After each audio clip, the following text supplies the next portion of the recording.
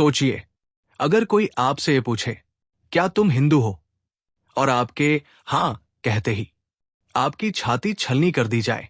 पूछा गया और फिर गोली मारी गई। ओके, साइड में था, एक इंसान है, उसने उसको गोली मार दी। यहाँ पे उसने बोला कि ये शायद मुस्लिम नहीं है, उसने उसको गोली मार दी। नहीं 9 जून की दोपहर थी, लगभग 2:30 बजे का समय।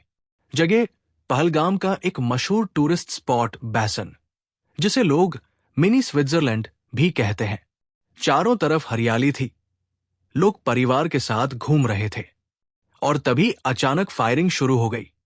शुरुआत में लोगों को लगा कि शायद कोई आर्मी ड्रिल हो रही है, लेकिन जब चीखें सुनाई दी तो लोगों को समझ आ गया, ये हमला है। आतंकियों ने अचानक हमला किया और लोग जान बचाकर इधर उधर भागने लगे। हमलावर आर्मी की यूनिफॉर्म में थे, एकदम असली जैसे लग रहे थे। किसी को शक तक नहीं हुआ कि ये आतंकी हो सकते हैं, पर जैसे ही वो टूरिस्ट के करीब पहुंचे, सीधे गोलीबारी शुरू कर दी। एक महिला जो अपने पति के साथ भेलपुरी खा रही थी, उसने बताया, आतंकी ने कहा, ये मुसलमान नहीं है, इसे मार दो।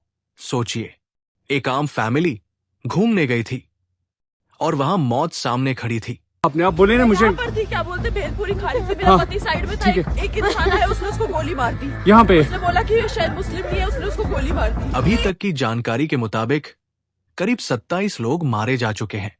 इनमें 2 विदेशी पर्यटक भी शामिल हैं। 20 से ज्यादा लोग घायल हैं, कुछ की हालत नाजुक है। मारे गए लोग देश के अलग अलग हिस्सों से थे, कर्नाटक, बंगाल, तमिलनाडु, दिल्ली। बस छुट्टियां मनाने आए थे। किसी ने नहीं सोचा था कि वो लाश बनकर लौटेंगे। एक महिला मीडिया के सामने चिल्लाते हुए कह रही थी, प्लीज मेरे पति को बचा लीजिए। उसकी आवाज, उसका दर्द पूरे देश को झकझोर गया। ओके, डोंट वरी मेरे पति का बच्चा लो। हम बचा देगा, कोई बात नहीं। बेहतर प्लीज भगवान, मेरे पति का बच्चा लो। हम बचा देगा, कोई बात नहीं। बेहतर प्लीज भगवान। क्या बोलते अब थे? सवाल ये है, इसके पीछे कौन है? इस हमले की जिम्मेदारी ली है द रेजिस्टेंस फ्रंट, TRF ने, जो कि लश्कर-ए-तैयबा से जुड़ा एक संगठन है। उन्होंने साफ कहा, यह हमला उन लोगों के लिए था जो कश्मीर में बसने आ रहे हैं या जो टूरिस्ट बनकर वहां जाते हैं। यानी ये सिर्फ एक हमला नहीं था, बल्कि एक खतरनाक संदेश था भारत और उसके लोगों के लिए।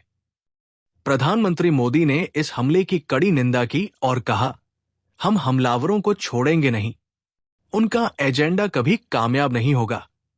गृह मंत्री अमित शाह ने तुरंत हाई लेवल मीटिंग बुलाई। LG मनोज सिन्हा खुद घायलों से मिलने अस्पताल पहुंचे। हर मृतक के परिवार को 10 लाख रुपए मुआवजा देने का ऐलान भी किया गया है। लेकिन सवाल यह है, क्या सिर्फ मुआवजा काफी है? क्या कश्मीर सच में अब भी सुरक्षित है? क्या लोग फिर वहां जाने की हिम्मत जुटा पाएंगे? और क्या ऐसे हमले फिर नहीं होंगे? अगर एक देश में लोगों को घूमने से पहले डर लगने लगे, तो क्या उसे वाकई विकसित देश कहा जा सकता है? हमेशा कहा जाता है, धर्म नहीं सिखाता आपस में बैर रखना, मगर आज के कश्मीर में धर्म ही पहचान बन गया है मौत की। जिस धरती पर राम और रहीम दोनों की इबादत होती थी, आज वहां क्या तुम हिंदू हो? ये सवाल जानलेवा बन गया है। ये पहली बार नहीं हो रहा। 1989 में हुआ था पहला हमला। 1990 में लगे थे नारे रलिफ गैलिफ जलीफ। 1998 वंधामा नरसंहार। 2003 नदीमर्ग में 24 हिंदुओं की हत्या। 2022 से अब तक शिक्षक, सैलानी, अफसर जिसका धर्म हिंदू निकला, उसे गोली मार दी गई। हर बार एक ही सवाल, क्या तुम हिंदू हो? और हर बार एक ही अंजाम, मौत। अगर आज हम चुप रहें तो कल हमारी बारी भी आ सकती है। जब धर्म के नाम पर हत्या हो और समाज चुप रहे तो खामोशी भी गुनाह बन जाती है। और अगर आप मुस्लिम हैं और इंसानियत के साथ खड़े हैं तो अब बोलने का वक्त है। कहिए, इस्लाम ऐसा नहीं सिखाता। दोस्तों, आतंकवाद का कोई धर्म नहीं होता, ये सिर्फ मौत फैलाता है और इसमें मासूमों की कोई गलती नहीं होती। अगर आप चाहते हैं कि ये सच्चाई हर किसी तक पहुंचे तो इस वीडियो को जरूर शेयर करें, चैनल को सब्सक्राइब करें, क्योंकि स्ट्रक्चरल डायनोमो पर हम टीआरपी नहीं, सच्चाई दिखाते हैं।